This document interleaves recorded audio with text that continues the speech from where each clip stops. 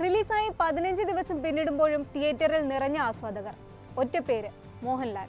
Jeethu Joseph Mohanlal കൂട്ടുകെട്ട് മാത്രം മതിയായിരുന്നു നേരിന് ടിക്കറ്റ് എടുക്കാൻ. ഒരു മോഹൻലാൽ ചിത്രത്തിന് പോസിറ്റീവ് അഭിപ്രായം വന്നു കഴിഞ്ഞാൽ ബോക്സ് ഓഫീസ് ഏത് രീതിയിലാണ് പ്രതികരിക്കുക എന്നത് പലതവണ നമ്മൾ കണ്ടതാണ്. അടുത്ത കാലത്തൊന്നും മോഹൻലാലിന് അത്തരത്തിലുള്ള ചിത്രങ്ങൾ ഉണ്ടായിരുന്നില്ല. തിയേറ്ററുകളിൽ വിജയിക്കാൻ സാധ്യതയുള്ള ചില ചിത്രങ്ങൾ എത്തിയത് OTT വഴിയും. ഈ നിരാശകൾക്കൊക്കെ മറുപടി നൽകിയിരിക്കുകയാണ് നേരിലൂടെ. ആഗോളതലത്തിൽ സിനിമ 80 കോടിയിലേക്ക് കുതിച്ചുകൊണ്ടിരിക്കുന്നു. കേരളത്തിൽ നിന്ന് മാത്രം നേര് 40 കോടിയിലധികം രൂപ നേടിയെന്നും ബോക്സ് ഓഫീസ് റിപ്പോർട്ടുകൾ വ്യക്തമാക്കുന്നു.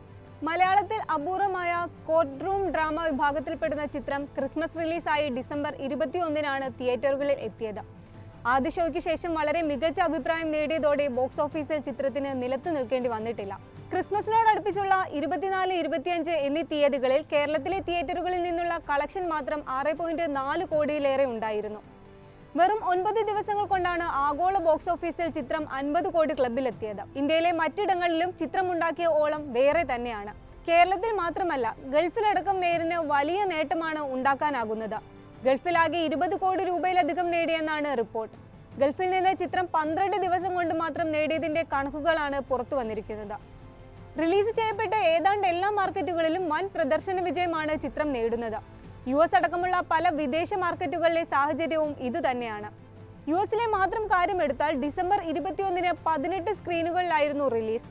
ഓരോ വാരങ്ങളിലും സ്ക്രീൻ കൗണ്ട് കാര്യമായി വർദ്ധിപ്പിച്ചതോടെ റിലീസിന്റെ 3-ാം വാരമായപ്പോഴേക്ക് 48 സ്ക്രീനുകളിലാണ് ചിത്രം പ്രദർശിപ്പിച്ചത്.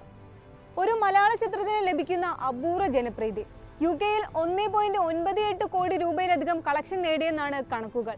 മോഹൻലാലിന്റെ 6ാമത്തെ 50 കോടി ക്ലബ്ബ് എന്ന ഒരു റെക്കോർഡ് കൂടി നേരിനുണ്ട്.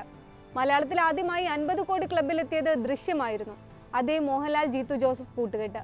എക്കാലത്തെയും വലിയ വിജയങ്ങളായ 10 മലയാള സിനിമകളുടെ ലിസ്റ്റിലേക്ക് നേരത്തെ തന്നെ നേരെത്തിയിരുന്നു. ലിസ്റ്റിൽ 8ാം സ്ഥാനത്തുണ്ടായിരുന്ന പ്രേമത്തെ പിന്നിലാക്കി ആ സ്ഥാനം നേടി.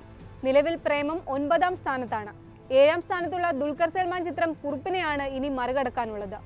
തുടർ പരാജയങ്ങൾ കൊണ്ട് നട്ടം തിരിയുകയായിരുന്ന മോഹൻലാലിന്റെ അതിഗംഭീര തിരിച്ചുവരവ് കൂടിയാണ് നേരെന്നുകൂടി പറയേണ്ടിയിരിക്കുന്നു. വിമർശകർക്കുള്ള വായടപ്പൻ മറുപടിയാണ് നൽകിയതെന്നാണ് ആരാധകരുടെ പക്ഷം. കഴിഞ്ഞ വർഷം മോഹൻലാലിൻ്റെതായി തിയേറ്ററിലെത്തിയ എലോൺ വലിയ പരാജയമാണ് നേരിട്ടത്. ഷാജി കൈലാസിനെ കൂട്ടുപിടിച്ച് മോഹൻലാൽ നടത്തിയ പരീക്ഷണം ബോക്സ് ഓഫീസിൽ മൂക്കും കുത്തി വീണിരുന്നു. ഇതോടെ ആരാധകരും നിരാശരായി. ലൂസിഫറിന്റെ വലിയ വിജയത്തിനു ശേഷം തിയേറ്റർ നിറക്കാൻ മോഹൻലാൽ എന്ന നടന് ആയിരുന്നില്ല. ഇതിനെല്ലാം പലിശയും ചേർത്തുള്ള മറുപടി നേരിലൂടെ നൽകിയെന്നാണ് ആരാധകർ പറയുന്നത്. മോഹൻലാലിന് ഹിറ്റ് മാത്രം നൽകിയ സംവിധായകനാണ് ജീത്തു. അതുകൊണ്ട് തന്നെയാണ് ആരാധകർക്ക് നേരിലുള്ള പ്രതീക്ഷ വർദ്ധിച്ചതും. സസ്പെൻസും ട്വിസ്റ്റും പ്രതീക്ഷിച്ച് തിയേറ്ററിലെത്തരുതെന്ന് റിലീസിന് മുൻപേ ഇന്റർവ്യൂകളിൽ ജീത്തു ജോസഫ് തുറന്നു പറയുകയും ചെയ്തിരുന്നു. 2023 മാത്രമല്ല, ഈ വർഷവും മോഹൻലാലിൻ്റെതാകുമെന്നാണ് ആരാധകരുടെ വിലയിരുത്തലുകൾ. ഇക്കൂട്ടത്തിൽ പാൻ ഇന്ത്യൻ റിലീസുകളും കാത്തിരിക്കുന്നുണ്ട്.